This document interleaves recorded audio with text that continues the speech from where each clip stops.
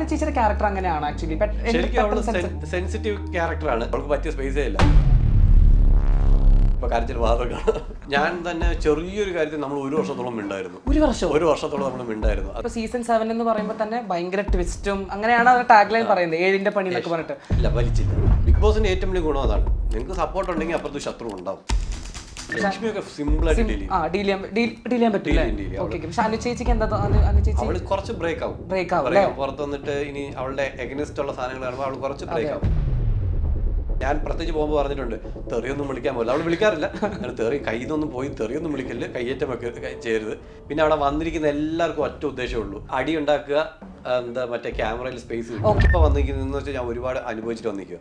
അന്ന് കരഞ്ഞിട്ടില്ല, പിന്നെ ഇനിയിപ്പോ എന്തിനാ കരയുന്നത്? ഉള്ളംകൊല്ലി വേലായുധെന്നൊക്കെ ഈ സിനിമ അനൗൺസ് ചെയ്തപ്പോൾ തൊട്ട് എല്ലാവരും ചോദിക്കുന്ന അതുമായിട്ട് എന്തെങ്കിലും ബന്ധമുണ്ടോ എന്ന് ചോദിക്കുന്നത്. ഇതിനകത്ത് ഏറ്റവും പവർഫുൾ ക്യാരക്ടർ അഖിലേട്ടൻ്റെയാണ്. അപ്പൊ അഖിലേട്ടനാണ് ഭയങ്കര പവർഫുൾ ആയിട്ടുള്ളത്. എനിക്ക് വെച്ചാൽ ഒരു ഇച്ചിരി വീക്ക്. അപ്പോൾ പക്ഷേ റിയൽ ലൈഫിൽ ഞാൻ അങ്ങനെ ഒരു വീക്ക് ആയിട്ടുള്ള ഒരാളല്ല. ഏതൊരു കുട്ടിയും സ്കൂളിൽ പഠിക്കുമ്പോൾ ഇല്ല കോളേജിൽ പഠിക്കുമ്പോൾ അവൻ ആഗ്രഹിക്കുന്ന ഒരു സാധനമായി, ഞാൻ ഈ സ്കൂളിൽ ഒരു നാൾ ഗസ്റ്റായിട്ട് വരണം. ഇപ്പോഴുള്ള സീസണിൽ അങ്ങനെ ആരെങ്കിലും തോന്നുന്നുണ്ട്? വെറുതെ ചുമ്മാ വെറുതെ തോന്നുന്നുണ്ടല്ലേ? ഇപ്പൊ രേണു ചേച്ചി ഫസ്റ്റ് വന്നപ്പോ തന്നെ പറഞ്ഞു വിധവകൾക്ക് റെപ്രസെന്റ് ചെയ്തിട്ടാണ് ഞാൻ ഇവിടെ വന്നിരിക്കുന്നത്. അത് പുള്ളിക്കാരുടെ ഗെയിം, അങ്ങനെ കളിക്കാൻ പാടില്ലെന്ന് ആരും പറഞ്ഞിട്ടൊന്നുമില്ലല്ലോ. ഇതൊക്കെ പറഞ്ഞാൽ അവിടുന്ന് പെട്ടെന്ന് പുറത്തു പോകുക, ഫ്രണ്ട്ഷിപ്പ് പറഞ്ഞാലും പുറത്തു പോകണം എന്നൊക്കെ പറയുന്നത് ഇച്ചിരി പാടാണ്. അപ്പൊ നമ്മൾ അവിടെ അങ്ങോട്ടും ഇങ്ങോട്ട് കരിവാരി തേക്കേണ്ടി വരും. നമ്മൾ വിചാരിക്കുന്നില്ല ഇവിടുന്ന് കാണുന്നല്ല. ഞാൻ എനിക്ക് ഇഷ്ടമുള്ള പോലെ ഇരിക്കും, താനാണോ ചോദിക്കാൻ. Make every wedding unforgettable with Joya Lucas Diamond Wedding Collection. Joya Lucas, world's favorite jeweler.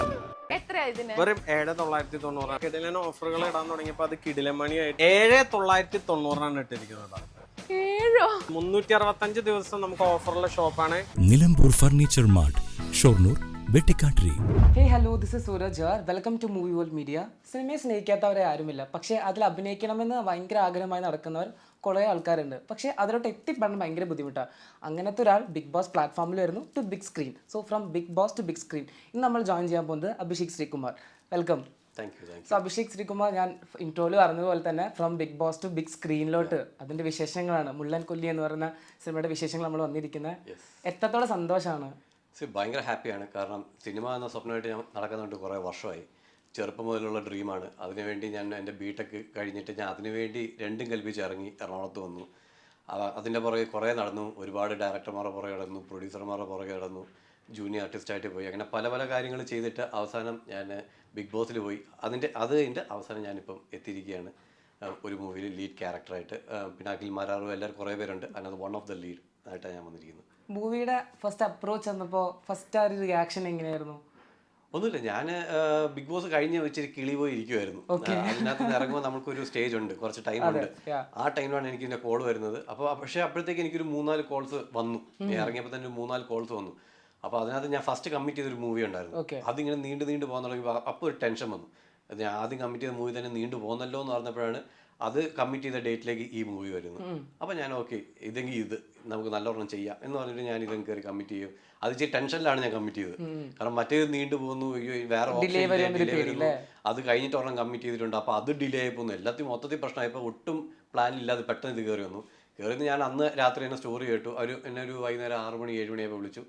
ഞാൻ പറഞ്ഞു ശരി എനിക്ക് സ്റ്റോറി കേൾക്കണം. 8 മണിയായപ്പോൾ ഡയറക്ടർ വിളിച്ച് സ്റ്റോറി പറഞ്ഞു. 9 മണിയായപ്പോൾ ഞാൻ കമ്മിറ്റ് ചെയ്തു. 10 മണിക്ക് അവർ എനിക്ക് അഡ്വാൻസ് ഇട്ട് തന്നു, ലോക്ക് ചെയ്തു. ഭയങ്കര സ്പീഡായിരുന്നു. അപ്പോൾ എനിക്ക് അതിനുള്ള ചിന്തിക്കാനുള്ള ടൈം കിട്ടിയില്ല. നമുക്ക് പെട്ടെന്ന് പിന്നെ സ്ക്രിപ്റ്റ് കേട്ടപ്പോൾ തന്നെ ഇംപ്രസ്ഡ് ആയോ? സ്ക്രിപ്റ്റ് ആയിട്ട് എനിക്ക് ഭയങ്കര ഇൻട്രസ്റ്റഡ് ആയിരുന്നു. അപ്പം ഒരു വെറൈറ്റി, എന്നാലും നമുക്ക് ഭയങ്കര വെറൈറ്റി എന്ന് പറയാനില്ലെങ്കിലും അത്യാവശ്യം നല്ലൊരു സ്റ്റോറി തന്നെ. എനിക്ക് കേട്ടപ്പോൾ നമുക്ക് കേട്ടോണ്ടിരിക്കാൻ തോന്നി. ഞാൻ മെയിൻലി സ്റ്റോറി കേൾക്കുമ്പോൾ അതാ നോക്കുന്നത്, എനിക്ക് കേട്ടോണ്ടിരിക്കാൻ തോന്നുന്നുണ്ടോ. അപ്പോൾ എനിക്ക് കേട്ടോണ്ടിരിക്കാൻ പറ്റുന്നില്ലെങ്കിൽ പിന്നെ പ്രേക്ഷകർ കേട്ടോണ്ടിരിക്കണം എന്ന് വിചാരിച്ചാൽ നടക്കുന്ന കാര്യമില്ല. അപ്പം എനിക്ക് കേട്ടോണ്ടിരിക്കാൻ പറ്റുമോ എന്നുള്ളതാണ് ഞാൻ നോക്കുന്നത്. അപ്പോൾ ഞാൻ നോക്കുമ്പോൾ എനിക്ക് കേട്ടപ്പോൾ ഇഷ്ടമായി. എനിക്ക് വലിയ ബാനറോ ഇല്ല വലിയ ഇത് ആൾക്കാർ വരണമെന്ന് പറഞ്ഞ് നോക്കിയിരുന്നാൽ ഞാൻ അവിടെ ഇരുന്ന് പോകത്തേ ഉള്ളൂ. അപ്പോൾ അതുകൊണ്ട് നല്ലൊരു ഓപ്ഷൻ, നല്ലൊരു സ്റ്റോറി ഒന്നും ഓക്കെ എന്നാൽ ചെയ്തേക്കാം, രണ്ടും കൽപ്പിച്ച് എടുത്തേക്കാന്ന് പറഞ്ഞാൽ അങ്ങനെ എടുത്ത സ്റ്റോറിയാണ്. അപ്പോൾ ഭയങ്കര ഹാപ്പിയാണ്. കാസ്റ്റിംഗ് ഭയങ്കര ഇംപ്രസീവ് ആണ് നമുക്ക് കാണുമ്പോൾ. സെറീന മാം ഉണ്ട്, അത് അഖിൽ ചേട്ടനുണ്ട്. അപ്പോൾ ഇവരൊക്കെ ബിഗ് ബോസിലൂടെ വന്ന് ബിഗ് സ്ക്രീനിലോട്ട് വരുന്ന ആൾക്കാരാണ്. അപ്പോൾ നിങ്ങളുടെ ഒരു വർക്കിംഗ് എക്സ്പീരിയൻസ് എങ്ങനെ? ശരിക്കും പറഞ്ഞാൽ ഈ സിനിമയിൽ ഭയങ്കര ഒരു എന്താ പറയുക ഭാഗ്യമുണ്ട്. എന്ന് വെച്ചാൽ ഇതിനകത്ത് കാസ്റ്റ് ചെയ്ത ആദ്യത്തെ ആൾക്കാരല്ല, മൊത്തം മാറിയതാണ്. എന്റെ ക്യാരക്ടർ പോലും വേറൊരാളായിരുന്നു ചെയ്യേണ്ടത്. അവർക്ക് അത് മാറിപ്പോയപ്പം വേറൊരാളെ എടുത്തു, അതും മാറിപ്പോയപ്പോൾ എന്നെ വിളിച്ചു, ഞാൻ കമ്മിറ്റ് ചെയ്തു. ഞാൻ ചെയ്യേണ്ട ക്യാരക്ടർ പെട്ടെന്ന് മാറി, വേറൊരു ക്യാരക്ടറോട് ഞാൻ ലീഡിലോട്ട് കയറി. അങ്ങനെ അഖിലേട്ടൻ ചെയ്യായിരുന്ന ക്യാരക്ടർ വേറൊരാൾ ചെയ്യേണ്ടതായിരുന്നു, കമ്മിറ്റ് ചെയ്ത സാധനം. പ്രമുഖരായിട്ട് ഒരാൾ ചെയ്യേണ്ട ക്യാരക്ടർ അയാൾ മാറിയിട്ട് അഖിലേട്ടൻ വന്നു. സെറീനയുടെ ക്യാരക്ടർ വേറൊരാൾ വന്ന് ചെയ്തു, ഷൂട്ട് ചെയ്ത് പോയ സാധനമാണ്. അപ്പോൾ അത് അവർക്ക് ഒരു തൃപ്തി വരാതെ നിന്നപ്പോൾ മാറ്റി സെറീന കയറി വന്നു. അങ്ങനെ മൊത്തത്തിൽ ഭയങ്കര ഇതൊരു ഹാപ്പനിങ് ആയിരുന്നു, ഭയങ്കര സംഭവമായിരുന്നു. പക്ഷേ ഇതിനകത്ത് ഞങ്ങൾ 3 പേര് മാത്രമല്ല കേട്ടോ. ഇപ്പം ഞാനൊരു ഗ്യാങ് ആയിട്ടാണ് ഇതിനകത്തുള്ളത്. ഞങ്ങളൊരു 5 പേര് ഗ്യാങ്. ഞാൻ, പിന്നെ സിനിമയിലൊക്കെ ഉള്ള നവാസ് വള്ളിക്കുന്ന്, പിന്നെ ഇപ്പോൾ ബിഗ് ബോസ് 7 ലക്ഷ്മി, പിന്നെ നമ്മുടെ ഒരു കൃഷ്ണപ്രിയ എന്ന് പറഞ്ഞ ഡാൻസറൊക്കെയാണ് കൃഷ്ണപ്രിയ, പിന്നെ ഒരു മോഡലായിട്ടുള്ള അതുൽ സുരേഷ്. അങ്ങനെ ഞങ്ങൾ 5 പേര് ഗ്യാങ് ആയിട്ടുള്ളൊരു പടമാണ്. അതിനകത്ത് അവരും നല്ലൊരു ക്യാരക്ടർ ചെയ്യുന്നു. പിന്നെ അല്ല, ഇതും കൂടാതെ ഇനിയും കാസ്റ്റ് ഉണ്ട്. കോട്ടയം രമേശ്, കോട്ടയം നസീർ, ജാഫർ ഇടുക്കി, അങ്ങനെയുള്ള പിന്നെയും ആർട്ടിസ്റ്റുകൾ കുറേ പേരുണ്ട്. അപ്പം നമ്മൾ ചെറിയ രീതിയിൽ തുടങ്ങി നല്ല രീതിയിൽ ഒരു വലിയൊരു രീതിയിൽ വന്നൊരു പടമാണിത്. പഠിച്ച സ്കൂളിലോട്ട് പോകുന്നു, ഗസ്റ്റ് ആയിട്ട് പോകുന്നു, വലിയൊരു കാര്യം. അത് പിൻ ചെയ്ത് വെച്ചിട്ടുണ്ട് ഇൻസ്റ്റാഗ്രാമില്. എത്രത്തോളം സന്തോഷം ആ പിള്ളേരൊക്കെ കാണുമ്പോൾ, ഹാപ്പിനെസ്. ഞാൻ പറയട്ടെ, ഏതൊരു കുട്ടിയും സ്കൂളിൽ പഠിക്കുമ്പോൾ ഇല്ല കോളേജിൽ പഠിക്കുമ്പോൾ അവൻ ആഗ്രഹിക്കുന്ന ഒരു സാധനമായിരിക്കും. അവനില്ല അവൾ ആരാണേലും ആഗ്രഹിക്കുന്ന സാധനമായിരിക്കും, ഞാൻ ഈ സ്കൂളിൽ ഒരു നാൾ ഗസ്റ്റ് ആയിട്ട് വരണം. ചിന്തിച്ചിട്ടുണ്ടായിരുന്നു ഉറപ്പായിട്ടും. ആരാ ചിന്തിക്കാതെ? എല്ലാവരും ചിന്തിക്കുന്ന സാധനം. നമ്മളിപ്പോ ഒരു അസംബ്ലിയിൽ ഇങ്ങനെ നിൽക്കുമ്പോൾ നമ്മളിങ്ങനെ ചിന്തിക്കൂലേ, ആ സ്റ്റേജിൽ ഗസ്റ്റ് ആയിട്ട് വരുമ്പോൾ ഒരു നാൾ ഞാനും. അങ്ങനെ ഒരു ആ ഒരു ചിന്ത എല്ലാ സ്റ്റുഡൻസിനും ഉണ്ടാവും. അത് എങ്ങനെ വരും എന്നുള്ളത് നമുക്കറിയത്തില്ല. ചിലപ്പോൾ ഞാൻ വലിയ എന്തോ ഒരു എഞ്ചിനീയർ ആയിട്ട് ഇവിടെ വരും എന്നൊക്കെ, അങ്ങനെയൊക്കെ നമുക്ക് ചിന്തിക്കാം. പക്ഷെ എങ്ങനെയായാലും നമ്മളവിടെ വരണം എന്ന് ഏതൊരു കുട്ടി ആഗ്രഹിക്കുന്ന സാധനം. അങ്ങനെ എനിക്ക് എൻ്റെ കോളേജിൽ നിന്നും വിളി വന്നാൽ ഞാൻ ഇപ്പോൾ കോളേജുകാരോട് പറഞ്ഞു, ഞാനിപ്പോൾ വരത്തില്ല, ഞാൻ നെക്സ്റ്റ് ഇയർ കുറച്ചുകൂടെ ഞാനൊരു സ്റ്റെപ്പ് വെച്ചിട്ട് ഞാൻ വരത്തുള്ളൂ എന്ന് പറഞ്ഞു. അപ്പോൾ ഓക്കെ എന്ന് പറഞ്ഞു. പക്ഷേ സ്കൂളുകാർ വിളിച്ചപ്പോൾ എനിക്ക് നോ പറയാൻ പറ്റില്ല. അങ്ങനെ ഞാൻ സ്കൂളിൽ പോയി. കാരണം ഏതെങ്കിലും ഒന്നെങ്കിലും കൊടുക്കണമല്ലോ. എല്ലാം കൊടുത്ത് തീർത്ത് കഴിഞ്ഞാൽ പിന്നെ ശരിയാകത്തില്ല. അതുകൊണ്ട് നമ്മൾ കുറച്ച് മാറ്റി കോളേജിൻ്റെ അടുത്ത വർഷത്തേക്ക് മാറ്റി വെച്ചു. സ്കൂളിൻ്റെ ഞാൻ പോയി ചെയ്തു. സ്കൂളിൽ ചെയ്തപ്പോൾ നമ്മൾ നടന്ന കോറിഡോറ്, നമ്മൾ അസംബ്ലിയിൽ നിന്ന സ്ഥലം, ടീച്ചർമാർ വഴക്ക് പറഞ്ഞ് ഇറക്കി വിട്ട സ്ഥലം, അപ്പോൾ നമ്മുടെ പഴയ ടീച്ചർമാർ ഒരുപാട് പേര് അവിടെ ഉണ്ടായിരുന്നു. അപ്പോൾ അവരൊക്കെ നമ്മളെ ആ സ്നേഹത്തോടെ കാണുമ്പോൾ അതൊരു വേറൊരു ഫീലാണ്. അത് നമുക്ക് പറഞ്ഞറിയിക്കാൻ പറ്റാത്തൊരു ഫീലാണ്. അത് നമ്മളവിടെ ചെല്ലുമ്പോൾ കൊച്ചു കുട്ടികൾ, അതായത് നമ്മുടെ അനിയന്മാരെന്ന് വേണം പറയാം, അനിയന്മാരെല്ലാവരും നമ്മളെ കൈ പിടിക്കുന്നതും. അപ്പോൾ ഞാൻ അവിടെ നിന്നപ്പോൾ ആലോചിച്ചു, ഞാൻ അവിടെ സ്റ്റേജിൽ കയറുമ്പോൾ പറയും ചെയ്തു, ഇത് എവറി സ്റ്റുഡൻസ് ഡ്രീമാണ്. അപ്പം അതൊരു ഭയങ്കര. അപ്പം ഞാൻ എൻ്റെ പ്രിൻസിപ്പൾ ഇരിക്കുന്നു, എൻ്റെ പഴയ ടീച്ചേഴ്സ് ഇരിക്കുന്നു, അവരുടെ കൂടെ ഒക്കെ സ്റ്റേജിൽ ഇരുന്ന് സംസാരിക്കുന്നു. അതൊരു ഭയങ്കര ഒരു മൊമെന്റ്. അതെനിക്ക് എക്സ്പ്ലെയിൻ ചെയ്യാൻ പറ്റില്ല. ഇപ്പം ഞാൻ പറയുമ്പോൾ തന്നെ ആ എക്സൈറ്റ്മെന്റ് അത് ഭയങ്കര സംഭവം തന്നെ. അപ്പോൾ ഞാൻ ഭയങ്കര ഹാപ്പിയാണ്. ഞാൻ ഒരുപാട് സ്കൂളും കോളേജിലും പോയി, പക്ഷെ അത് സ്പെഷ്യലാണ്. നമ്മൾ പഠിച്ച സ്കൂളിൽ അടുത്ത കോളേജിൽ ഇതിനേക്കാളും സ്പെഷ്യൽ ആവട്ടെ. അത് ഞാൻ അവരോട് പറഞ്ഞു, ഇനി എൻ്റെ കുറച്ച് മൂവീസ് ഒക്കെ ഇറങ്ങുന്നുണ്ട്, അതൊക്കെ ഇറങ്ങി ഞാൻ നല്ല രീതിയിൽ വന്നിട്ട് മാത്രമേ ഞാൻ അവിടെ വരത്തുള്ളൂ. എന്നെ ഇപ്പോഴും വിളിക്കും. കഴിഞ്ഞ ഏതൊരു എനിക്കൊന്ന് ഫ്രഷേഴ്സ് ഡേക്കും വരണം എന്ന് പറഞ്ഞ് എന്നെ അവിടുത്തെ മാനേജ്മെന്റ് വിളിച്ചോണ്ടിരുന്നു. ഞാൻ പറഞ്ഞു, സാർ ഇല്ല, ഞാൻ വരുന്നത് അതൊരു ഇതായിരിക്കും, കുറച്ചുകൂടി സ്റ്റെപ്സ് ആയിട്ട് വെച്ചിട്ടേ വരത്തുള്ളൂ. അതിനൊരു വിലയുണ്ട്. സത്യം, തീർച്ചയായും. കോളേജ് എന്ന് പറയുമ്പോൾ ഒരു സ്റ്റെപ്പ് കൂടെ എടുത്ത് വെച്ചിട്ട് ഞാൻ വരാം. പക്ഷെ എന്റെ സ്കൂളുകാർ ഇനിയും വിളിച്ചാൽ ഞാൻ ഇനിയും പോകും. ഇത് കഴിഞ്ഞിട്ട് ഇപ്പൊ കോളേജിൽ പോയി കഴിഞ്ഞ് ഇനിയും നമ്മൾ മുമ്പോട്ട് പോകുമ്പോൾ എന്റെ സ്കൂളുകാർ വിളിച്ചാൽ ഞാൻ പോകും. അവിടെ എത്ര പോയാലും നമുക്ക് മടുക്കൂല. ബാക്കിയുള്ളത് അതുപോലെ അല്ലല്ലോ. പക്ഷെ ഇവിടെ നമ്മൾ എത്ര പോയാലും മടുക്കൂല. അത് നമ്മുടെ ജീവിതമാണ്. നമ്മുടെ ലൈഫ് തുടങ്ങി, നമ്മുടെ ലൈഫ് കുറെ നമ്മുടെ ലൈഫിൽ ചേഞ്ചസ് കൊണ്ടുവന്ന സ്ഥലമാണ്. അപ്പൊ അവിടെ നമ്മൾ പിന്നെയും പോകാൻ ആഗ്രഹിക്കും. അതെ, ഇപ്പൊ ബിടെക് പഠിച്ചെങ്കിൽ കൂടി ഫാമിലി, ചില ആൾക്കാരുടെ ഫാമിലി ഫോഴ്സിങ് ആയിരിക്കും ചില ആൾക്കാരുടെ. പക്ഷെ അഭിഷേകിന്റെ കാര്യം വരികയാണെങ്കിൽ ഫാമിലീസിൽ കുറച്ച് അവർക്ക് അറിയാം, ഓക്കെ കുറച്ച് നീ സേഫ് ആയിട്ട് ഇരിക്കണം. പക്ഷെ പാഷന് അവർ ചെറുപ്പം മുതൽ അറിയാമല്ലേ, പാഷൻ ഇങ്ങനെ ഒരു ആഗ്രഹം ഉണ്ടെന്ന് അറിയായിരുന്നു. പക്ഷെ അവർ പ്രോത്സാഹിപ്പിച്ചൊന്നുമില്ല. അതെ, ബിടെക് കഴിഞ്ഞിട്ട് ഞാൻ 1 വർഷം സമയം ചോദിച്ചു. അത് 1 വർഷം കഴിഞ്ഞു, 2 വർഷം കഴിഞ്ഞു.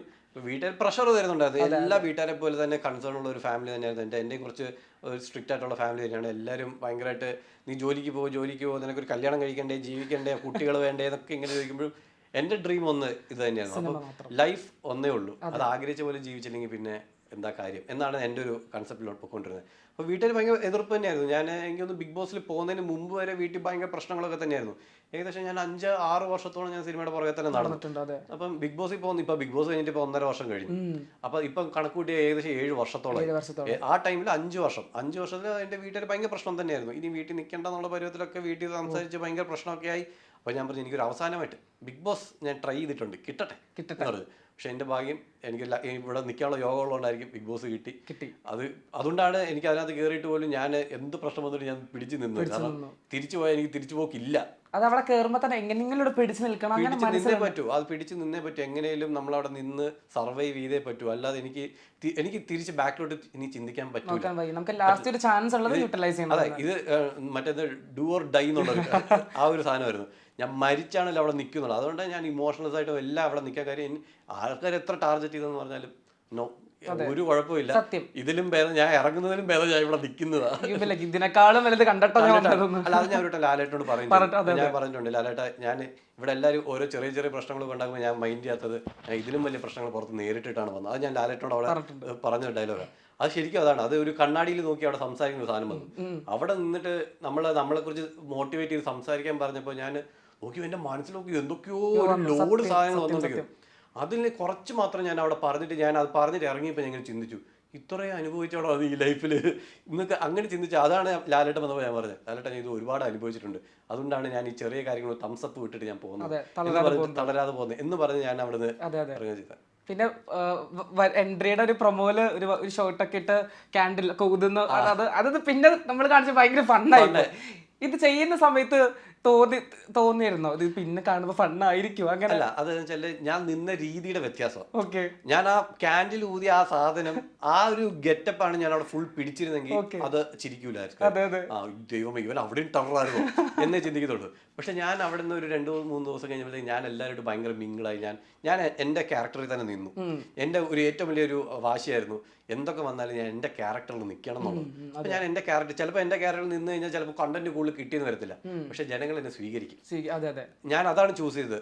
ഒന്നെങ്കിൽ കണ്ടന്റ് കൂടുതൽ എടുത്ത് മേളോട്ട് കയറുക, ഇല്ലെങ്കിൽ ഞാനായിട്ട് നിന്നിട്ട് ജനങ്ങളെ സ്വീകാര്യത നേടുക. ഏതാണ് വേണ്ടത് അതാണ് ഞാൻ ചൂസ് ചെയ്തത്. ഞാനത് ചൂസ് ചെയ്തത് ഇതാ. കാരണം ഇത് കഴിഞ്ഞിട്ട് എനിക്കൊരു ലൈഫുണ്ട്. ഇത് കഴിഞ്ഞിട്ട് എനിക്ക് സിനിമയൊക്കെ ചെയ്യാനുള്ളത്. അപ്പം ഈ ജനങ്ങളുടെ സ്വീകാര്യത വേണം. അപ്പം ഞാനല്ലാതെ ഈ കണ്ടന്റും ചെയ്ത് ഇവിടെ അടിയുണ്ടാക്കി അത് അങ്ങനത്തെ ഒരു ഇതിനു വേണ്ടി പോകണ്ട എന്നുള്ളത് ഞാൻ ചൂസ് ചെയ്തു. അങ്ങനെ ഞാൻ നിന്നു. ഞാൻ ധൈര്യത്തോടെ നിന്നു. ജനങ്ങൾ കറക്റ്റ് തന്നെ സ്വീകരിച്ചു. എന്നെ എല്ലാവർക്കും ഇഷ്ടപ്പെട്ടു. അപ്പം അത് ഒരു ഭയങ്കര ഒരു ലക്കായിരുന്നു എൻ്റെത്. ഓക്കെ, ബിഗ് ബോസ് ഇപ്പൊ ഇപ്പോഴും ട്രെൻഡിങ്, ഓരോ സീസൺ വരുമ്പോൾ ഓരോ ട്രെൻഡിങ്. ഇപ്പൊ സീസൺ 7 കാണാറുണ്ടോ? ഞാൻ അങ്ങനെ വലുതായിട്ട് കാണാറില്ല. എന്റെ ഫ്രണ്ട്സ് ഉണ്ട് അതിനകത്ത്, പക്ഷെ ഞാൻ അങ്ങനെ കാണുന്നില്ല. ഇപ്പൊ സീസൺ 7 എന്ന് പറയുമ്പോൾ തന്നെ ഭയങ്കര ട്വിസ്റ്റും അങ്ങനെയാണ് അതിന്റെ ടാഗ് ലൈൻ പറയുന്നത്, 7ന്റെ പണി എന്നൊക്കെ പറഞ്ഞിട്ട്. ഇല്ല, വലിച്ചില്ല. റീൽസ് വരാറുണ്ട്. തോന്നിയിട്ടുണ്ടോ അങ്ങനെ 7ന്റെ പണി അല്ലെങ്കിൽ ഒരു കൊള്ളാം അങ്ങനെ ഒരു? അല്ല, അവരത്രയും പറഞ്ഞതിന്റെ അത്ര ആയിട്ടില്ല, പക്ഷെ അവര് ഇപ്പൊ ഈ 30 days ഒരു 50 days കഴിയുമ്പോൾ നമുക്ക് നോക്കാം ഇത് എങ്ങനെ പോകുന്നു എന്നുള്ളത് നോക്കാം. 50 days വരെ നമ്മളൊന്നും ജഡ്ജ് ചെയ്യാൻ നിൽക്കരുത്. 50 days വരെ നമുക്ക് നോക്കാം എങ്ങനെ പോകുന്നു. ഇതുവരെ അവർക്ക് ആ ഒരു ഇത് ഒന്ന്, പ്രത്യേകിച്ച് ഈ ഓരോ വട്ടം ഓരോ കൺസെപ്റ്റ് വരും. ഞങ്ങളുടെ ഇതിൽ പവർ റൂം കൺസെപ്റ്റ് അത് ജനങ്ങൾക്ക് പെട്ടെന്ന് അക്സെപ്റ്റ് ചെയ്യാൻ പറ്റില്ല. കാരണം സിംഗിൾ ഗെയിം കണ്ടുകൊണ്ടിരുന്ന ആൾക്കാർ പെട്ടെന്ന് ഗ്രൂപ്പ് ഗെയിം കാണുമ്പോൾ ആൾക്കാർക്ക് അത് അക്സെപ്റ്റ് ചെയ്യാൻ ഭയങ്കര ബുദ്ധിമുട്ടാണ്. അപ്പൊ ഇപ്രാവശ്യം വന്നപ്പോൾ പഠിപ്പുര അത് ചിലപ്പോൾ ആൾക്കാർ ഇപ്പൊ ഈ വട്ടം പിന്നെയും പവർ റൂം വന്നിരുന്നെങ്കിൽ ആൾക്കാർക്ക് അറിയാം ഈ ഗെയിം എങ്ങനെ കളിക്കണം എന്നുള്ളത് അറിയാം. പക്ഷെ അതേ സമയത്ത് ഈ അത് പവർ റൂം അല്ല വന്ന് പണിപ്പുര എന്ന് പറഞ്ഞത് വന്നു. അപ്പൊ ആൾക്കാർക്ക് ഒരു ഐഡിയ കിട്ടുന്നത് എന്താ എന്നുള്ള. അപ്പൊ അതൊരു ഫെയിലിയർ അല്ല ശരിക്കും പറഞ്ഞാൽ, ജനങ്ങൾക്ക് അക്സെപ്റ്റ് ചെയ്യാനുള്ള ബുദ്ധിമുട്ട്. അപ്പൊ അങ്ങനെ ഉള്ളതുകൊണ്ട് എനിക്കത് വലിയൊരു ഇത് തോന്നിയിട്ടില്ല. പിന്നെ അങ്ങനെ ഞാൻ വലുതായിട്ട് കാണുന്നില്ല. എന്റെ ഫ്രണ്ട്സിന്റെ എൻട്രി മാത്രം ഞാൻ കണ്ടു. ഇപ്പൊ അനുമോൾ എന്റെ ഫ്രണ്ടാണ്. അപ്പൊ അവള് കയറുന്നത് ഞാൻ, പിന്നെ ലക്ഷ്മി വൈൽഡ് കാർഡ് എൻട്രിയിൽ വന്നു. അപ്പൊ അവളുടെ ഒക്കെ എന്താന്നുള്ളത് നോക്കി അങ്ങനെ ജസ്റ്റ് ഒന്ന് അങ്ങനത്തെ എന്തെങ്കിലുമൊക്കെ ഒന്ന് കാണും. ഇപ്പൊ എനിക്കൊന്ന് ലക്ഷ്മിയുടെ ഒക്കെ ചിലപ്പോൾ വീഡിയോസ് അവരൊക്കെ അയച്ചു തരും അവരുടെ വീട്ടുകാർ. അപ്പൊ അതിരുന്ന് കാണും. അങ്ങനത്തെ ഒക്കെ മാത്രമല്ല. അപ്പൊ ഇവര് പോകുന്ന സമയത്ത് ഇങ്ങനെ അഭിഷേകിനോട് ഇങ്ങനെ ചോദിക്കല്ലോ, ഇങ്ങനെ ഞാൻ പോവാണ്, അപ്പൊ എന്തെങ്കിലും അഡ്വൈസ് ഉണ്ടോ, എങ്ങനെയാണ് അവിടെ അങ്ങനെ ചോദിക്കാറുണ്ട്. ഞാൻ എപ്പോഴും പറയാറുണ്ട്, നിങ്ങൾ ചിന്തിക്കേണ്ട ഒരു കാര്യമുണ്ട്. ഇത് കാണുന്നത് ഏറ്റവും കൂടുതൽ കുടുംബങ്ങളാണ്, ഫാമിലീസ് ആണ് കാണുന്നത്. ഫാമിലീസിന് എന്താണ് വേണ്ടത് അതാണ് നിങ്ങൾ അവിടെ ചെയ്യേണ്ടത്. അല്ലാതെ നിങ്ങൾ ചിലപ്പം ഭയങ്കര ഒരു ഞാൻ പറയാം ഒരു ഭയങ്കര വോക്ക് തിങ്കിങ്ങോ ഇല്ല ഭയങ്കര ഒരു മുൻപോട്ടുള്ള ചിന്താഗതിയുള്ള ആൾക്കാരാണെങ്കിൽ അത് ചെയ്യുന്നതുകൊണ്ട് കുഴപ്പമൊന്നുമില്ല. പക്ഷെ ആ കാണുന്ന ഫാമിലീസ് അത് അക്സെപ്റ്റ് ചെയ്യുമോ എന്നുള്ളതാണ് നിങ്ങൾ ചിന്തിക്കേണ്ടത്. അത് ഞാൻ പറഞ്ഞു, അത് മാത്രം നിങ്ങൾ ആലോചിക്കുക. നിങ്ങൾക്ക് പറയേണ്ടത് പറയാം, അവിടെ എന്തും പറയാം. പക്ഷെ അത് ലിമിറ്റിൽ അവരുടെ പോളിസീസ് എല്ലാം ഉള്ള രീതിയിൽ മാത്രമേ പറയാവൂ. പക്ഷെ ആ പറയുന്നെങ്കിൽ പറഞ്ഞു. പക്ഷെ ഏത് ടൈപ്പ് ഓഫ് ആൾക്കാർ നിങ്ങളെ സപ്പോർട്ട് ചെയ്യണം എന്നുള്ളത്. കാരണം എനിക്ക് ഫാമിലി സപ്പോർട്ട് ഭയങ്കര കൂടുതലായിരുന്നു, അമ്മമാരുടെ സപ്പോർട്ട് ഭയങ്കരമായിട്ട്. അപ്പൊ അത് കിട്ടാൻ കാര്യം ഞാൻ ആ രീതിയിൽ അവരുടെ ഒരു മകനെ, അവരുടെ വീട്ടിലൊരു സാധാരണ ഒരു മകനെ പോലെ അവരെന്നെ കണ്ടുകൊണ്ടാണ് എനിക്ക് ആ സപ്പോർട്ട് കിട്ടിയത്. നിങ്ങൾക്ക് മകളാണോ അതോ അവരുടെ ശത്രുവാണോ എന്നുള്ളത് നിങ്ങൾക്ക് ചൂസ് ചെയ്യാം. അപ്പൊ അങ്ങനെ നിങ്ങൾ ചൂസ് ചെയ്യാം. പക്ഷെ നിങ്ങൾ ശത്രു ആകുമ്പോൾ നിങ്ങൾക്ക് ഇപ്പുറത്ത് സപ്പോർട്ട് വരും. ബിഗ് ബോസിന്റെ ഏറ്റവും വലിയ ഗുണം അതാണ്, നിങ്ങൾക്ക് സപ്പോർട്ട് ഉണ്ടെങ്കിൽ അപ്പുറത്ത് ശത്രു ഉണ്ടാവും. അത് ഏത് ടൈപ്പ് ഓഫ് ശത്രുവാണെന്ന് നമുക്കറിയില്ല, അത് നമുക്ക് എന്താ ചെയ്യാം. അപ്പം അത് ഞാൻ പറഞ്ഞു, നിങ്ങൾ കാണും, നിങ്ങൾക്ക് എന്ത് സപ്പോർട്ടാണ് വേണ്ടത്. അപ്പോൾ ഈ രണ്ടുപേരും ഫാമിലി ഓറിയൻറ്റഡ് ആൾക്കാരാണ്. അപ്പോൾ അവർക്ക് ഫാമിലി സപ്പോർട്ട് വേണം. അപ്പോൾ നിങ്ങൾ സംസാരിക്കുമ്പോൾ ഇത് കാണുന്നത് ഫാമിലീസാണ്. അതെ, നിങ്ങൾ പറയുന്നത് ഒരു സാധാരണ ഒരു അമ്മ അക്സെപ്റ്റ് ചെയ്യുന്ന സാധനമാണോ എന്ന് ചിന്തിക്കുക എന്ന് പറയും. ഓക്കെ, ഇപ്പം ഞാൻ അതിനകത്ത് എടുത്തൊരു കുറേ കാര്യങ്ങളുണ്ട്. ഞാൻ എല്ലാ ദിവസവും ഞാൻ നല്ല ഡ്രസ്സ് ഇട്ടാണ് നിൽക്കുന്നത്. ഏതൊരു അമ്മയ്ക്ക് സ്വന്തം മകൻ നല്ല ഡ്രസ്സ് ഇട്ട് നിൽക്കുന്ന വീട്ടുകാർക്ക് സ്വന്തം മകൻ ബിഗ് ബോസിൽ എൻട്രി ചെയ്യുമ്പോൾ തന്നെ ആ ഒരു കൺസേൺ ഉണ്ടായിരുന്നു, ലൈക് ഫാമിലി ഓഡിയൻസ് തന്നെ കാണും, അങ്ങനെ ഒരു അത് നമുക്ക് എല്ലാവർക്കും ഉണ്ടല്ലോ. അതിനകത്ത് എല്ലാവരും കയറുന്നത് ആൾക്കാർ കാണും definitely. കാണുന്നത്. അപ്പൊ എനിക്ക് എന്താ വെച്ചാൽ എനിക്ക് നാട്ടിലെ ഫാമിലീസ് എന്നെ സപ്പോർട്ട് ചെയ്യണം. അപ്പൊ ഞാൻ എല്ലാവട്ടും ഞാൻ മിക്കവാറും വീട്ടിലൊക്കെ വെച്ചാൽ നല്ല ആവശ്യം കുഴപ്പമില്ലാത്ത ഡ്രസ്സ് ഇടും. അപ്പൊ ഞാൻ നോക്കിയപ്പോൾ ശരി, ഇതെല്ലാവരും കാണുന്ന, എന്റെ വീട്ടുകാരും കാണുന്ന, അവർക്കൊരു മോശം വരാൻ പാടില്ല. ഞാൻ എല്ലാ ദിവസവും ജീൻസ് ഷർട്ട് ആയിട്ടുണ്ടായിരുന്നത്. അപ്പൊ എനിക്ക് എല്ലാവരും എന്നോട് പറയും, നിനക്ക് പ്രാന്താണ്, ഡെയിലി രാവിലെ തൊട്ട് രാത്രി ഒരു ജീൻസ്. ഞാൻ ആകെ 10 മണിക്ക് ലൈറ്റ് ഓഫ് ചെയ്ത് കഴിഞ്ഞാൽ മാത്രമേ ഷോർട്സ് ടീഷർട്ട് ഇട്ടിട്ട് ഞാൻ ഉറങ്ങുന്നത്. അല്ലാത്ത പക്ഷെ നിങ്ങൾ ഒരു വീഡിയോയിലും അല്ലാതെ നിങ്ങൾ കണ്ടിട്ടുണ്ടാവില്ല. ജീൻസ് അത് ആൾക്കാർക്ക് അത് ഞാൻ കൊണ്ടുവന്നു. ഞാൻ വിചാരിച്ചു, എനിക്ക് അറിയത്തില്ല ആൾക്കാർ അക്സെപ്റ്റ് ചെയ്യുമോ അറിയത്തില്ല, പക്ഷെ ഞാനത് ചെയ്തു. പക്ഷെ ഇറങ്ങിക്കഴിഞ്ഞപ്പോൾ എന്നോട് ഒരുപാട് പേര് പറഞ്ഞു, അഭിഷേക് രാവിലെ എഴുന്നേറ്റ്, ഞാൻ നേരത്തെ എഴുന്നേക്കും ചെയ്യും, രാവിലെ എഴുന്നേറ്റ് കുളിച്ച് അവിടെ പോകാൻ വേണ്ടി നിൽക്കുന്ന പോലെ നിൽക്കും. പക്ഷെ നല്ലതായിരുന്നു കേട്ടോ, അവിടെ വൃത്തിയുള്ള ഡ്രസ്സ് ഇട്ടുകൊണ്ടിരുന്ന അഭിഷേക്. ഞാൻ ഭയങ്കര ഫാഷനബിൾ അല്ല, പക്ഷെ ഞാൻ നല്ല ഷർട്ടും നല്ല പാന്റും ഒക്കെ ഇട്ട് നല്ലൊരു ഇതായിട്ട് നിൽക്കും. ഗെയിം വന്നാൽ മാത്രം 3/4 ഇല്ല, രാത്രി 10 മണി ഞാൻ ഓടാനൊക്കെ വേണ്ടി. എന്നിട്ട് ഞാൻ ജീൻസ് ഇട്ട്, ഞാൻ ticket finale first competition jeans ഇട്ടുകൊണ്ടാണ് പോയത്.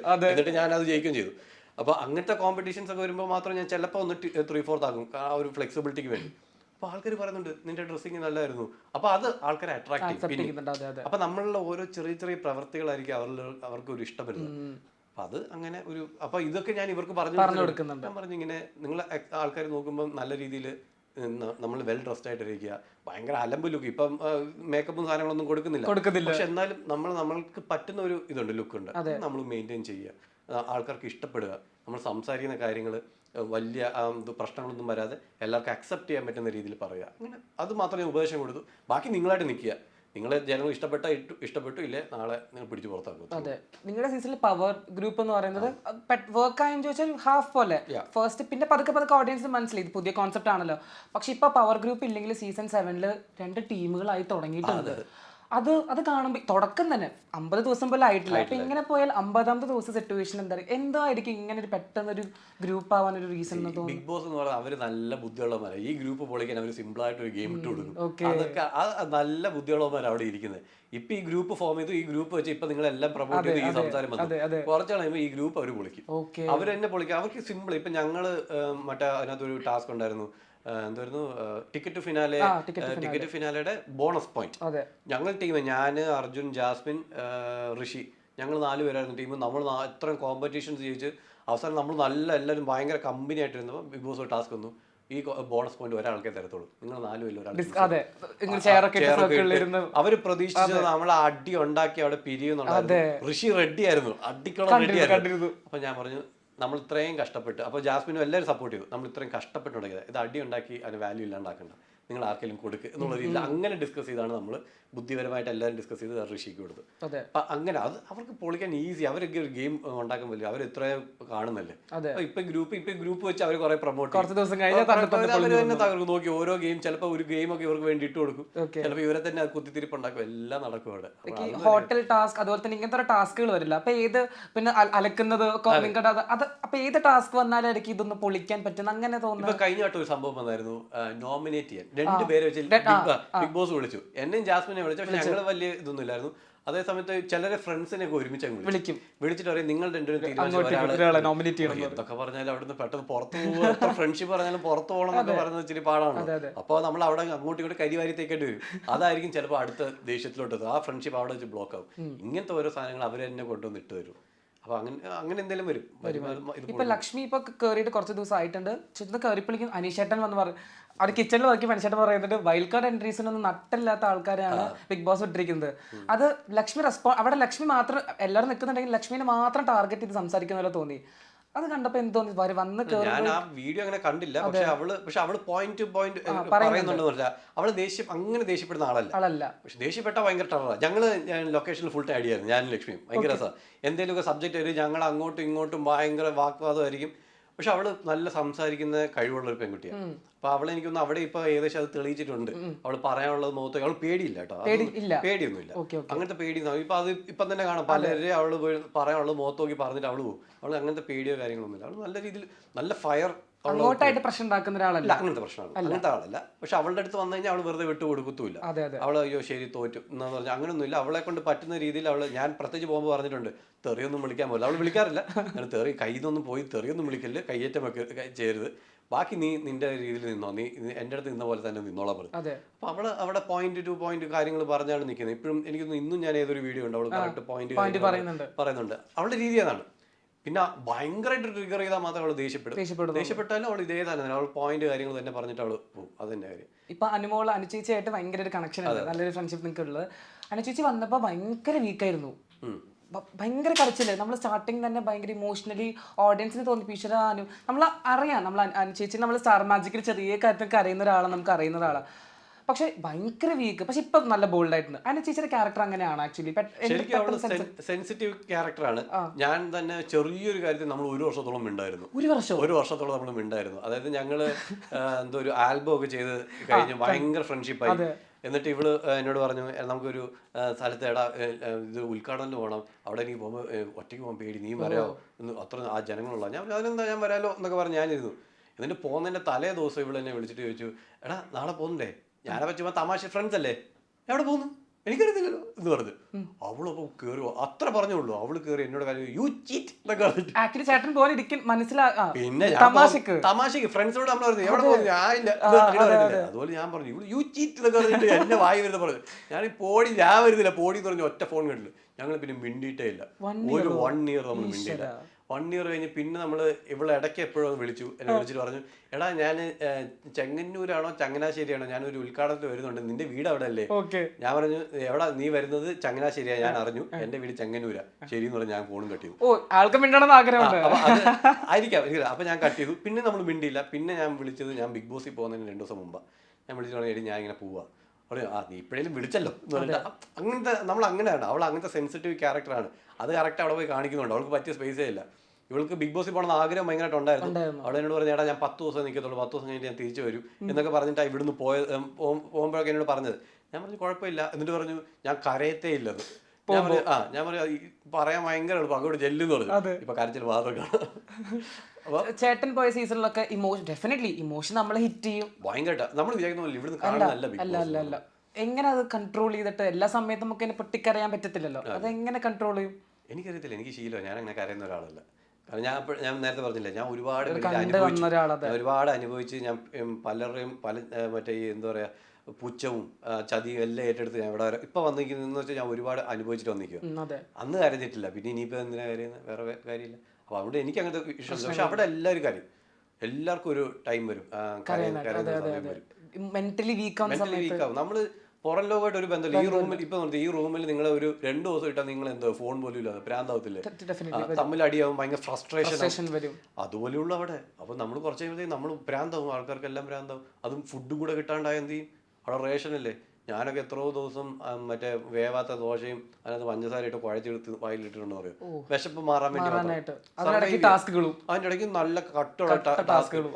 എന്നിട്ട് എനിക്ക് ടിക്കറ്റ് ഫിനാലെ വന്നപ്പം വെയിലത്ത് നിന്നിട്ടാ ടാസ്ക്. അപ്പൊ എല്ലാരും വെയിലത്ത് നിന്ന് മാറി നിന്ന് നിൽക്കുമ്പോഴത്തേക്ക് ബിഗ് ബോസ് അനൗൺസ് ചെയ്യും ടിക്കറ്റ് ടു ഫിനാലെയാണ്, അതിന്റെ ഗൗരവം എടുക്കണം, എല്ലാരും നടുക്കും നിൽക്കാൻ പറയും. 12 മണി വെയിലത്ത് ഇങ്ങനെ നിൽക്കുന്നുണ്ട്. എന്റെ ഒരു വീഡിയോ ഉണ്ട്, ഞാൻ ഇങ്ങനെ സെറ്റ് ചെയ്തിട്ട് നിൽക്കുന്ന ഒരു സാധനമുണ്ട്. ടിക്കറ്റ് ഫിനാലെ സെക്കൻഡ് ടാസ്ക് അല്ല തേർഡ് അടുത്ത ദിവസത്തെ ഫസ്റ്റ് ടാസ്കിൽ ഞാൻ ജിൻഡോ ജയിച്ച ഒരു ടാസ്ക് ഉണ്ട്, അതിനകത്ത് ഞാൻ എനിക്ക് സെക്കൻഡ്. അതിനകത്ത് ഞാൻ ഇങ്ങനെ നിൽക്കുന്നുണ്ട്, വയ്യാണ്ട് നിൽക്കുന്നുണ്ട്. അപ്പൊ ഭയങ്കര പാടാണ്, നമ്മളെ ഇങ്ങനത്തെ ടോർച്ചറാ. പക്ഷെ അതാണ് ഗെയിം. ഗെയിം അതാണ്. നിങ്ങൾ ഇതെല്ലാം സഹിക്കണം. എനിക്കൊന്ന് ലാസ്റ്റ് ഒക്കെ ആയപ്പോഴത്തേക്ക് ഞാൻ ഫുൾ ടൈം ഇരിക്കും, എല്ലാവരും എന്നെ കളിയാക്കും ബീൻ ബാഗിൽ ഇരിക്കുന്നു എന്ന് പറഞ്ഞിട്ട്. വേറെ വഴിയില്ല, എനിക്ക് എനർജി ഇല്ല. ഞാൻ ഇരിക്കുമ്പോൾ എൻ്റെ ഇതെല്ലാം കൂനിക്കൂടി എനിക്ക് ഭയങ്കര ഹെൽത്ത് ഇഷ്യൂ ആയിരുന്നു ഇറങ്ങി കഴിഞ്ഞിട്ട്. എൻ്റെ മസിൽ ലോസ് ഭയങ്കരമായിട്ട് വന്നു. ഞാൻ കയറുമ്പോൾ 83 kgs. ഒരു എക്സസൈസ് പോലും ചെയ്യാതെ എൻ്റെ 11 കിലോ പോയി തിരിച്ചിറങ്ങിയപ്പോൾ. 72 kgs ഞാൻ ഇറങ്ങിയത്. 72 kg എന്ന് പറഞ്ഞു കഴിഞ്ഞാൽ ഞാൻ +2 പഠിക്കുമ്പോൾ എനിക്ക് 72 കിലോ ഉള്ളൂ. ഞാൻ തിരിച്ച് അത്രയും കാലം പുറയിലോട്ടുള്ള ആ വെയിറ്റിൽ പോയി. എനിക്ക് ഫുൾ മസിൽ ലോസ്. എനിക്ക് എൻ്റെ കൈയൊക്കെ ഇപ്പോഴും ആ പഴയ, എനിക്ക് കൈയൊക്കെ നല്ല സൈസും നല്ല മസ്കുലറായിരുന്നു. ഇപ്പോഴും എനിക്കത് തിരിച്ച് കിട്ടിയിട്ടില്ല. ഞാൻ വർക്കൗട്ടൊക്കെ ചെയ്യുന്നതുകൊണ്ട് എനിക്ക് പഴയ വെയിറ്റ് ഒന്നും എടുക്കാൻ ഇപ്പോഴും പറ്റിയിട്ടില്ല. അവൻ ഇപ്പോഴും എത്ര ഡംബിൾസ് കയ്യിൽ അടിക്കുന്നത് 12 കിലോ വരെ പോകുന്നുള്ളൂ. നേരത്തെ പോകുന്നതിന് മുമ്പൊക്കെ നമ്മൾ മറ്റേ ഫ്രണ്ട്സ് എല്ലാം പിള്ളേരോട് 20 കിലോ ഇട്ട് വാളിട്ട് അതിൻ്റെ കോമ്പറ്റീഷൻ 20 കിലോയൊക്കെ അടിച്ചുകൊണ്ടിരുന്ന സാധനം ഇപ്പം ഞാൻ 12 കിലോ ഇട്ടിട്ട് മുക്കി അടിക്കുന്നത്. ആ മസിൽ ലോസ് ഭയങ്കരമായിട്ട് വന്നു. അപ്പം മൊത്തത്തിൽ ഹെൽത്ത് ഇഷ്യൂ ആയി. അപ്പം നമ്മൾ വയ്യാണ്ടൊക്കെ പോയി ഒരിടത്തിരിക്കും, ഇരുന്ന് കഴിഞ്ഞപ്പോഴത്തേക്ക് അത് ചീത്തപ്പേര്. വേറെ വഴിയൊന്നുമില്ല, എല്ലാം സഹിച്ചേ പറ്റും, സഹിച്ചു നിൽക്കാൻ പറ്റത്തുള്ളൂ. സിനിമയിലേക്ക് വരാണെങ്കിൽ അഖിൽ ചേട്ടനുണ്ട്, സെറീന മാം ഉണ്ട്. അപ്പോൾ നിങ്ങളുടെ കോമ്പിനേഷൻ സീൻസ് ഒക്കെ ഉണ്ടായിരിക്കുമല്ലോ. അപ്പോൾ നിങ്ങളെ നമുക്ക് എന്താ ഡെഫിനറ്റ്ലി നമുക്ക് ഫ്രണ്ട്സ് ആണ്. അപ്പോൾ ആക്ടിങ്ങിനും വേണ്ടി നമുക്ക് ചിരി ഫണ്ണൊക്കെ അങ്ങനെയൊക്കെ. അപ്പോൾ കുറേ റീടേക്സ് ഒക്കെ പോയ സീൻസ് ഒക്കെ ഉണ്ടാവും? ഇല്ല, നമുക്ക് അങ്ങനത്തെ ഒരു പ്രശ്നം. നമ്മൾ ഇത് ഷെഡ്യൂൾ ഭയങ്കര സ്പീഡിലാണ് പോയത്. ഷൂട്ടൊക്കെ പട്ടപ്പെട്ടേന്ന് തീർത്താ പോയത്. നമുക്ക് അങ്ങനെ ഇപ്പം കലൈ കിങ്സ്റ്റൺ ആണ് ഇതിന്റെ സ്റ്റണ്ട് ചെയ്തത്. അതായത് മാർക്കോടൊക്കെ സ്റ്റണ്ട് ഡയറക്ടർ ആയിരുന്നു. പുള്ളി 2 ദിവസം കൊണ്ടാണ് 3 ഫൈറ്റ് തീർത്തത്. 2 ദിവസം ഉണ്ട്. ഒരു ദിവസം ഉച്ചയ്ക്ക് തുടങ്ങിയത് അതിന് വൈകുന്നേരം ആയപ്പോഴത്തേക്ക് ഒരു ഫുൾ ഫൈറ്റ് ഒക്കെ തീർത്തു. കാരണം പുള്ളിക്ക് ഭയങ്കര പ്രഷറായിരുന്നു, ഇത് പെട്ടെന്ന് തീർക്കണം. നമ്മൾ അതിന് എല്ലാവരും സഹകരിച്ചു, പടപടപടേന്ന് എല്ലാവരും സഹകരിച്ചു. നമ്മൾ പിന്നെ പിള്ളേർ സെറ്റ് ആയിട്ട് നമ്മൾ ഇച്ചിരി ബ്രേക്ക് കിട്ടിയാൽ ഒന്ന് സംസാരിക്കുമെങ്കിൽ ഷോർട്ട് റെഡി എന്ന് പറയുമ്പോഴത്തേക്ക് നമ്മളെല്ലാവരും വന്ന് നിന്ന് ബാക്കിയെല്ലാം സെറ്റ് ചെയ്ത് നമ്മളൊന്ന് പ്രാക്ടീസ് ഒക്കെ ചെയ്ത് നമ്മളങ്ങനെ വേസ്റ്റ് ചെയ്യുന്നില്ലായിരുന്നു, ടൈം വേസ്റ്റ് ഒന്നുമില്ലായിരുന്നു. അത് ഇതിൻ്റെ ഡയറക്ടറിൻ്റെ ഒരു കഴിവ് തന്നെയാണ്. പുള്ളി സമ്മതിച്ചു കൊടുത്തു. പുള്ളിയും അങ്ങനെ ഒരു ദേഷ്യപ്പെടുന്ന ആളല്ല ഇതിൻ്റെ ഡയറക്ടർ. അപ്പോൾ പുള്ളി എന്തെങ്കിലും പ്രശ്നം ഉണ്ടെങ്കിൽ പുള്ളി അടുത്ത് നിന്ന് അതെ ഇങ്ങനെ ഒന്ന് ചെയ്യുക കേട്ടോ.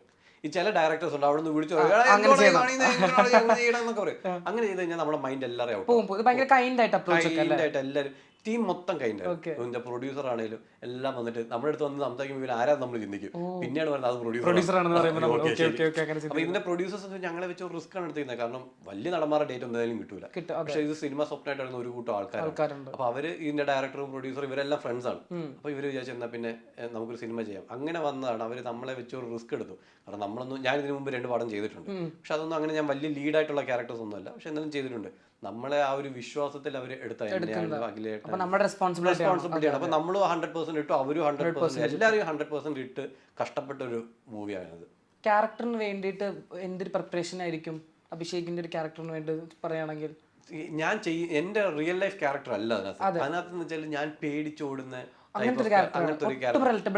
എനിക്ക് എന്റെ ശരിക്കുള്ള ക്യാരക്ടർ എന്തെങ്കിലും പ്രശ്നം വന്നാൽ എന്താ റെസ്പോൺസ് ചെയ്തിട്ട് എന്തെങ്കിലും പ്രശ്നം ഉണ്ടെങ്കിൽ നെഞ്ചും പിരിച്ച് അവിടെ അടി കിട്ടി കുഴപ്പമില്ല. പക്ഷെ പേടിച്ച് തിരിഞ്ഞു കൊടുക്കുന്ന ക്യാരക്ടർ അല്ല എന്റെ റിയൽ ലൈഫിൽ. പക്ഷെ സിനിമയിൽ അങ്ങനെയല്ല. സിനിമയിൽ ഞാനൊന്ന് പേടിച്ച് ഞാൻ ഹീറോ ഒരു ലീഡ് ക്യാരക്ടർ ആണെങ്കിലും ഒരു ഇച്ചിരി വീക്കാണ്. അപ്പം പക്ഷെ ഇതിനകത്ത് ഏറ്റവും പവർഫുൾ ക്യാരക്ടർ അഖിലേട്ടൻ്റെയാണ്. അപ്പോൾ അഖിലേട്ടനാണ് ഭയങ്കര പവർഫുൾ ആയിട്ടുള്ളത്. എനിക്ക് വെച്ചാൽ ഒരു ഇച്ചിരി വീക്ക്. അപ്പോൾ പക്ഷേ റിയൽ ലൈഫിൽ ഞാൻ അങ്ങനെ ഒരു വീക്കായിട്ടുള്ള ഒരാളല്ല. ഞാൻ പറയാനുള്ളത് മുഖത്തോക്കി പറയും. എന്തെങ്കിലും പ്രശ്നം വന്നാൽ ഇപ്പം അടിക്കാൻ പറയും എന്താ നിന്തടാന്ന് പറഞ്ഞ് ഞാൻ കയറി ചെല്ലും. പക്ഷെ ഇത് സിനിമയിൽ അതല്ല. അപ്പോൾ അതെനിക്കൊരു ചലഞ്ചിങ് ആയിരുന്നു ആക്ടർ. ഇല്ല, അതെനിക്ക് അങ്ങനെ ചലഞ്ചായിട്ട് തോന്നിയില്ല. അഭിനയിക്കുക ഇത് പാഷനോട് വന്നതല്ലേ, ചലഞ്ചല്ല. എനിക്ക് ഇഷ്ടത്തോടെ അത് ചെയ്യുമായിരുന്നു. എനിക്ക് അങ്ങനെ ഒരു എല്ലാവർക്കും എൻ്റെ അഭിനയം ഇഷ്ടപ്പെടുകയും ചെയ്തായിരുന്നു. അപ്പോൾ അതുകൊണ്ട് എനിക്ക് അങ്ങനെ ചലഞ്ച് എന്ന് പറഞ്ഞാൽ ചലഞ്ചിങ് ക്യാരക്ടേഴ്സ് ചെയ്യണം എന്ന് എനിക്ക് ഭയങ്കര ആഗ്രഹമുണ്ട്. അതിനകത്ത് ഒരു ചലഞ്ചിങ് സാധനമുണ്ട്, കരയുന്നൊരു സീൻ ഉണ്ടായിരുന്നു. ഞാൻ കരയാറില്ല ലൈഫിൽ.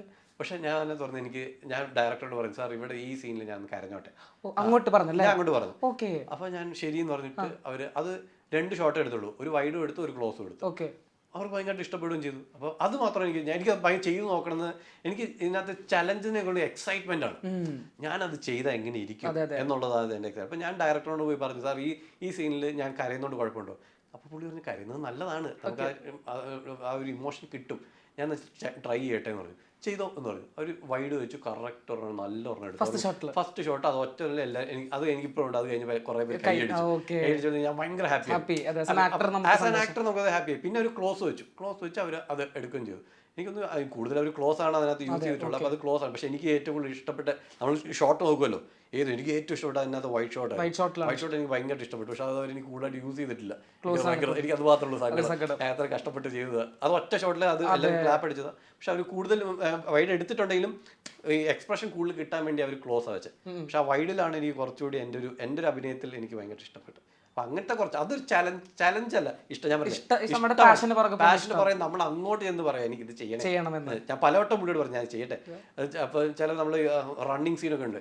സാറേ ഞാൻ ഇതിന്റെ മണ്ടേ കൂടെ ചാടട്ടെ, ഞാൻ പറയും സാറേ ഇതിന്റെ മണ്ടേ കൂടെ ഞാൻ ചാടട്ടെ. അവർ അഭിഷേക് താഴെ വീണ് കഴിഞ്ഞാൽ എന്തെങ്കിലും പറ്റിയ ഞാൻ വീടില്ല ഞാൻ ചാടിക്കോളാം എന്ന് പറഞ്ഞ് ചാടുന്ന അങ്ങനത്തെ സീൻസ് ഒക്കെ ഉണ്ട്, അങ്ങനത്തെ പരിപാടിയൊക്കെ എടുത്തിട്ടുണ്ട്. അപ്പോൾ ചിലരുടെ നമ്മുടെ ഓടയൊക്കെ ഉണ്ട്, അത് സാറ് ഞാൻ ഒന്ന് ഓടി ഇങ്ങനെ ചാടി പോവാം, എന്തിനാ അവിടെ ബാക്കി. അപ്പം അതിൻ്റെ പുറകെ എൻ്റെ ബാക്കി 5 പേരും ഉണ്ടോ, അവരിതിനകത്ത് വല്ല വീണല്ലോ, നീ ചാടിയിട്ട് പോകും. അപ്പം അങ്ങനത്തെ കുറേ സാധനങ്ങളൊക്കെ ഉണ്ട്, ഭയങ്കര രസമുണ്ട്. ആ മൂവിയിൽ നല്ല രസമുള്ള കുറേ അങ്ങനത്തെ കുറേ സജഷൻസ് കൊടുക്കാൻ പറ്റിയില്ല, കൊടുക്കാനും പറ്റി. നിങ്ങൾ അത് കാണുമ്പോൾ നിങ്ങൾക്ക് അത് മനസ്സിലാവും നമുക്ക്. ഓക്കെ, നമ്മൾ വെയിറ്റിംഗ് എന്തായാലും കാണാൻ പറ്റട്ടെ. കുറേ പേർക്കുള്ളൊരു സംശയമാണ് എങ്ങനെ ബിഗ് ബോസിലോട്ട് വരാം. കാരണം നമ്മൾ സാധാരണക്കാരല്ലാതെ ഈ ഡിപ്പാർട്ട്മെന്റ് വർക്ക് ചെയ്യുന്ന ആൾക്കാരെ എങ്ങനെ നമുക്ക് കോമണേഴ്സിന് അല്ലാതെ എങ്ങനെ വരാം. സോ അഭിഷേകിന്റെ ആ ഒരു പ്രൊസീജിയർ എങ്ങനെയായിരുന്നു? കാരണം കുറെ പേർക്ക് ഡൗട്ടാണ് എങ്ങനെ ഇതിലോട്ട് കടക്കാം, എൻട്രി ചെയ്യാം. ഞാനതിനകത്ത് ആക്ടർ ഉള്ള രീതിയിലാണ് കയറിയിരിക്കുന്നത്. അത് ശരിക്കും പറഞ്ഞാൽ അവർ ഇഷ്ടംപോലെ പോലെ വിളിക്കും. ഇപ്പൊ നിങ്ങൾ കൊടുത്താലും അവർ ഇന്റർവ്യൂവിന് വിളിക്കും. കാരണം നിങ്ങൾക്ക് ഒരു പ്രൊഫൈലുണ്ട്, നിങ്ങളൊരു ആങ്കറാണ്, ഉറപ്പായിട്ട് അവർ വിളിക്കും. വിളിക്കുമ്പോൾ നിങ്ങൾ സംസാരിക്കുന്ന രീതിയായിരിക്കും നോക്കുന്നത്. പിന്നെ അവിടെ ഇരിക്കുന്ന ഒരു 7-8 പേര് ഇരിപ്പുണ്ടാവും, അവർക്കറിയാം നിങ്ങൾ കയറിയ കണ്ടന്റ് കിട്ടുമോ ഇല്ല. പിന്നെ അവർക്കൊരു ഊഹം ഉണ്ടായിരിക്കും ഈ വർഷം ഇന്ന ടൈപ്പ് ഓഫ് കണ്ടന്റ്. അപ്പൊ ഈ വട്ടം അവര് എനിക്ക് തോന്നുന്നു എടുത്തിരുന്ന എന്റർടൈൻമെന്റ് എന്നാണ് അവർ ഇത്. അപ്പം എടുക്കുമ്പോൾ ചിലപ്പോൾ നല്ല ബോൾഡായിട്ടുള്ള, എനിക്കറിയാം നല്ല ബോൾഡായിട്ട് നല്ലോണം സംസാരിക്കുന്ന അവന്മാരുണ്ടായിരുന്നു, അവരെടുത്തിട്ടില്ല. അവന് അവരെടുത്തിരിക്കുന്നത് നല്ല ഫണ്ണായിട്ട്. നെവിനൊക്കെ നല്ല ഫണ്ണാണ്. അപ്പൊ അങ്ങനെ ഫണ്ണായിട്ടുള്ള ആൾക്കാർ, ഇപ്പൊ അനുമോൾ ഫണ്ണാണ് ശരിക്കും, അവളുടെ ഇന്റർവ്യൂവിന് ഭയങ്കര ഫണ്ണായിട്ടാണ് കൊടുത്തിരിക്കുന്നത്. അപ്പൊ അവർ അങ്ങനത്തെ ആൾക്കാരാണ് എടുത്തിരിക്കുന്നത്. അവർക്ക് ഈ സീസൺ ഫണ്ണി സീസൺ ആണ്, എന്റർടൈൻമെന്റ് സീസൺ ആയിരിക്കണം. അതാണ് അവർ ഉദ്ദേശിച്ച് തോന്നുന്നത്. അതുകൊണ്ടായിരിക്കും ഇങ്ങനെയുള്ളവർ. അപ്പൊ അതിന് ഇല്ലെങ്കിൽ അവർക്ക് നല്ല ഫൈറ്റർ ആയിട്ടുള്ള ആൾക്കാരാണെങ്കിൽ എനിക്കറിയാം. എന്റെ വേറെ 2-3 ഫ്രണ്ട്സ് കൊടുത്തായിരുന്നു, അവന്മാർക്ക് കിട്ടി. ഞാൻ ഇവന്മാർക്ക് കിട്ടിയില്ലെങ്കിൽ പിന്നെ ആർക്കാണ് ഇവർ കൊടുക്കാൻ പോകുന്നത് എന്ന് ചിന്തിച്ചു. അപ്പൊ എന്നെയാണ് ഇതൊരു എന്റർടൈൻമെന്റ് സീസൺ ആണെന്നുള്ളത്. അപ്പൊ അവർക്കറിയാം, അവര് ഉറപ്പിക്കും നിങ്ങൾ വരണോ വേണ്ടയോ, നിങ്ങൾക്ക് എന്ത് ടൈപ്പ് നമ്മുടെ ഈ സീസൺ നിങ്ങൾ ആവശ്യമാണോ ഇല്ലെന്ന് അവർ തീരുമാനിക്കും. നമ്മൾ നമ്മളായിട്ട് കൊടുക്കുക, ബാക്കി അവരുടെ പ്ലാനിങ് ആണ്. പിന്നെ ബാക്കി ഞാൻ പറഞ്ഞ ലക്കാണ്. അത് സിനിമയാണെങ്കിലും ബിഗ് ബോസ് ആണെങ്കിലും ലക്ക്. എത്രയോ കഴിവുള്ള സിനിമാക്കാർ പുറകിൽ ഇപ്പോഴും ഒന്നും ആവാതെ കിടക്കുന്നു. അത് ചിലപ്പം അത്ര അഭിനയിക്കാൻ കഴിവില്ലാത്ത ആൾക്കാർ ചിലപ്പം കയറിപ്പോകുന്നത് നമ്മൾ കാണുന്നുണ്ടാവും.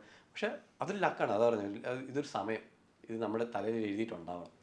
അതുപോലെ തന്നെ അനുമോൾ ഭയങ്കര വീക്കായിട്ട് ഭയങ്കര സ്ട്രോങ് ആയപ്പോ തന്നെ ലൈക്ക് വലിയൊരു ബോംബോടെ പൊട്ടിച്ചിരിക്കുകയാണ്. ഞാൻ അത് കണ്ടു, ഇവിടെ കണ്ടു, ഗസ്റ്റിൽ അത് കണ്ടു. അത് അഭിഷേകിനെ ആസ് എ ഫ്രണ്ട്, നമുക്ക് കൂടെ അറിയുന്ന ഒരാൾ, അത് കണ്ടപ്പോ ഇത് വേണ്ടായിരുന്നു അനു, അങ്ങനെ തോന്നിയോ? അല്ല, ഞാൻ അങ്ങനെയൊന്നും ചിന്തിക്കില്ല. പലർക്കും പല ക്യാരക്ടേഴ്സ് ഉണ്ട്.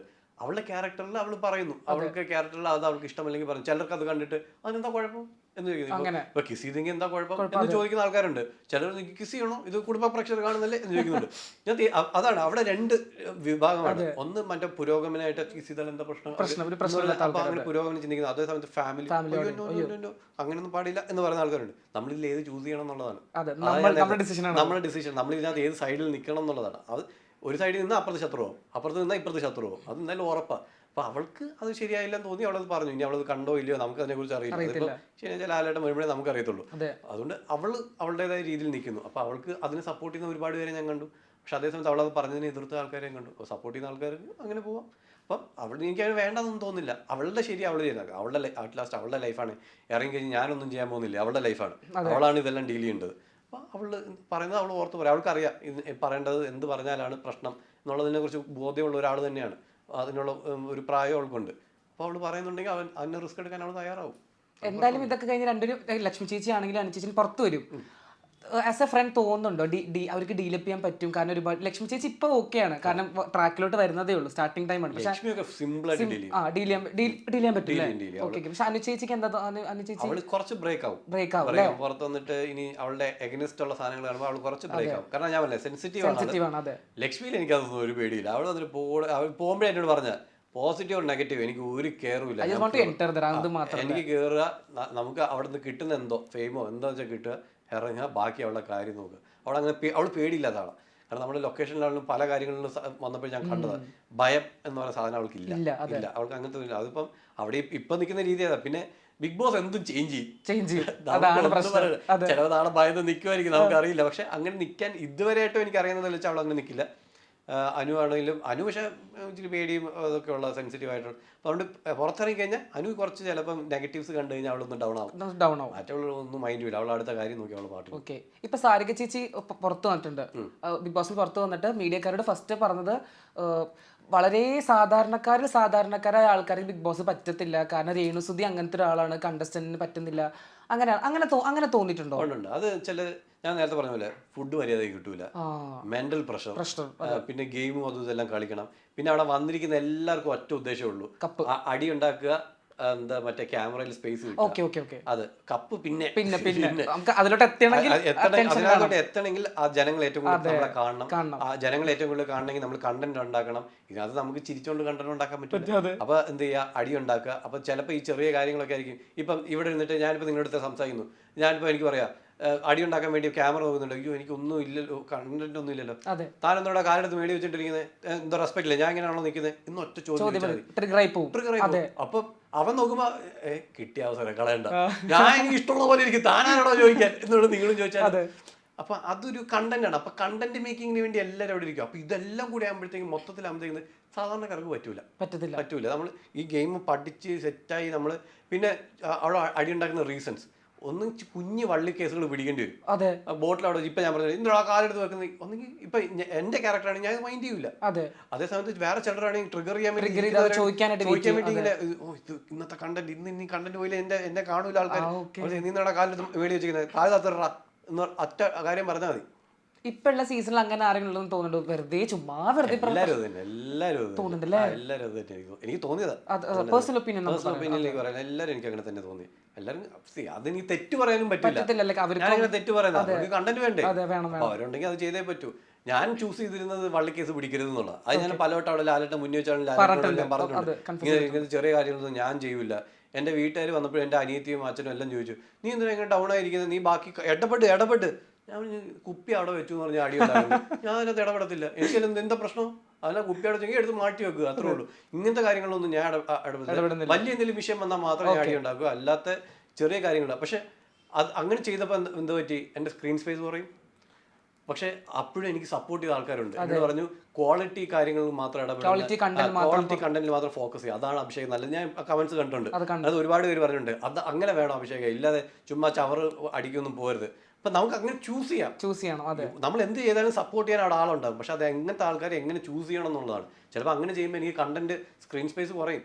അപ്പുറത്ത് ആ കുപ്പി മാറ്റി വെച്ചതിന്റെ അടിയായിരിക്കും അവിടെ നടക്കുന്നുണ്ടായിരിക്കും. പക്ഷെ ഞാനല്ലാതെ ഇടപെടായിരുന്നു കഴിഞ്ഞാൽ ആൾക്കാർ അതാണ് അവൻ നല്ലവനാ, അവൻ ഇങ്ങനത്തെ വൃത്തിയിട്ട സാധനത്തിലൊന്നും അവൻ തലയിടുന്നില്ല. അതേ സമയത്ത് ബാക്കിയുള്ളവർ പറയുന്നത് ചുമ്മാ ഇരിക്കുന്ന ഒരുത്തൻ അവൻ ഇത്രയും പ്രശ്നം അവൻ മാറിയിരിക്കുന്നത്, ഇടപെടുന്നില്ല. അങ്ങനെ രണ്ട് അഭിപ്രായം വരും. ചൂസ് ചെയ്യണം, നമ്മൾ ഡിപ്പെൻഡ് ചെയ്ത് ഞാൻ എനിക്ക് ചൂസ് ചെയ്തിട്ടുണ്ടായിരുന്നു, എനിക്കത് വേണ്ട. അങ്ങനത്തെ കണ്ടന്റ് വന്ന് അത് കാരണം സ്ക്രീൻ സ്പേസ് പോയാൽ ബോട്ട് എനിക്കത് കാര്യമൊന്നുമില്ല എന്നുള്ളത്. ഇപ്പൊ രേണു ചേച്ചി ഫസ്റ്റ് വന്നപ്പോൾ തന്നെ പറഞ്ഞു വിധവകൾക്ക് റെപ്രസെന്റ് ചെയ്തിട്ടാണ് ഞാനിവിടെ വന്നിരിക്കുന്നത്.